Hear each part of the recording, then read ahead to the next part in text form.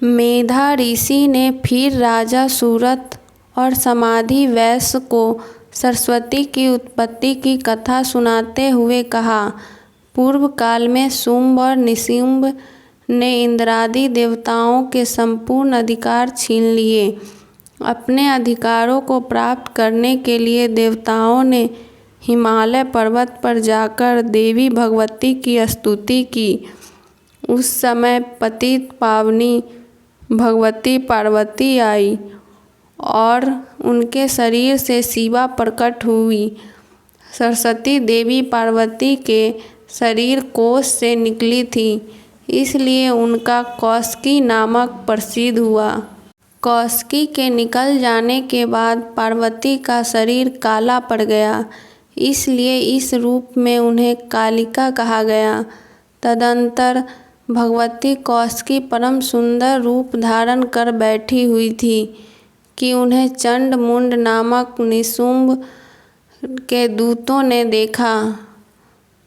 देखा तो उन्हें जाकर शुंभ निशुंभ से कहा, हे दानवपति, हिमालय पर एक अति लावण्यमयी परम मनोहरा रमणी बैठी है। वैसा रूप तो आज तक किसी ने भी नहीं देखा, आप उसे प्राप्त कीजिए। शुंभ निशुंभ ने अपने सुग्रीव नामक दूत से उस देवी को लाने को कहा। दूत ने जाकर देवी को शुंभ निशुंभ का संदेश सुनाया तो देवी ने कहा, यो मां जयति संग्रामे, यो मे दर्पवयोपेहति, यो मे प्रतिबलो लोके, स मे भर्ता भविष्यति। अर्थात जो मुझे संग्राम में जीते वही मेरा पति होगा। दूत ने संपूर्ण वृत्तांत शुंभ निशुंभ को जाकर सुनाया।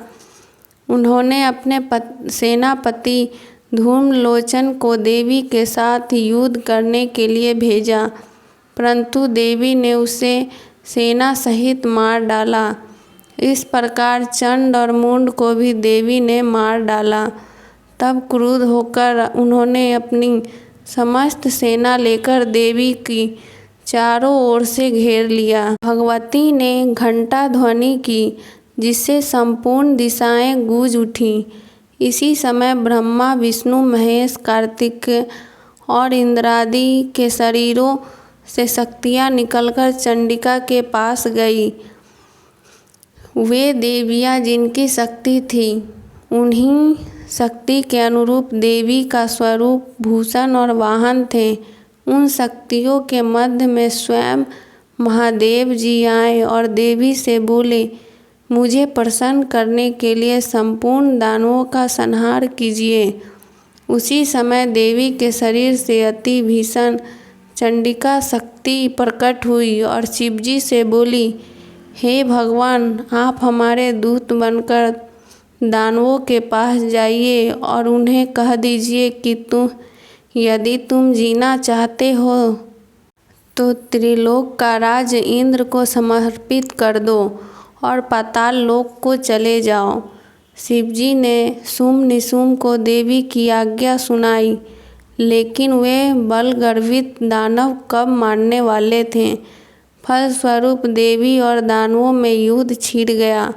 शक्तियों द्वारा आहत होकर दानव शक्ति कम होने लगी। तब क्रुद्ध होकर रक्तबीज युद्ध भूमि में आया। इस दानव के रक्त से उत्पन्न दानव समूह से संपूर्ण युद्ध स्थल भर गया, जिससे देवगण कांप उठे। तब चंडिका ने काली से कहा, तुम अपना मुख फैलाकर इसके शरीर से निकले हुए रक्त का पान करो। फिर देवी ने रक्त बीज पर शूल से प्रहार किया।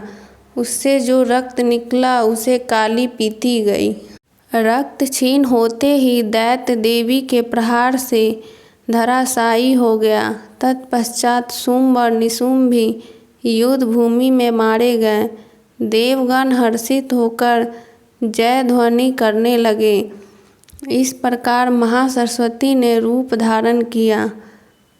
भगवती दुर्गा इस संसार को सत्ता, स्फूर्ति और सरसता प्रदान करती है। यह सारा संसार उन्हीं से उत्पन्न होकर उन्हीं में समा जाता है। जैसे हम किसी शीशे में आग लगाकर देखें तो उसे छूने पर जलन का अनुभव नहीं करते, उसी प्रकार यह सारा संसार देवी दुर्गा में समाविष्ट होने पर भी हम संसार को पूरी तरह अलग सा दिखाई देता है। शास्त्र कहते हैं कि शिव और विष्णु इसी शक्ति से प्रकट होते हैं और संसार का पालन और संहार करते हैं। इसी दुर्गा की शक्ति से ब्रह्मादि देवता बनते हैं। दया, क्षमा, निद्रा, स्मृति, क्षुधा, तृष्णा, तृप्ति, श्रद्धा, भक्ति, धृति, मति, तुष्टि, पुष्टि, शांति, कांति आदि शक्तियों में यही दुर्गा देवी विराजमान है। यही दुर्गा गोलोक स्वर्ग में, श्री राधा साकेत में, श्री सीता क्षीर सागर में श्री लक्ष्मी हैं। दैत और अदैत दोनों का इनमें समावेश है।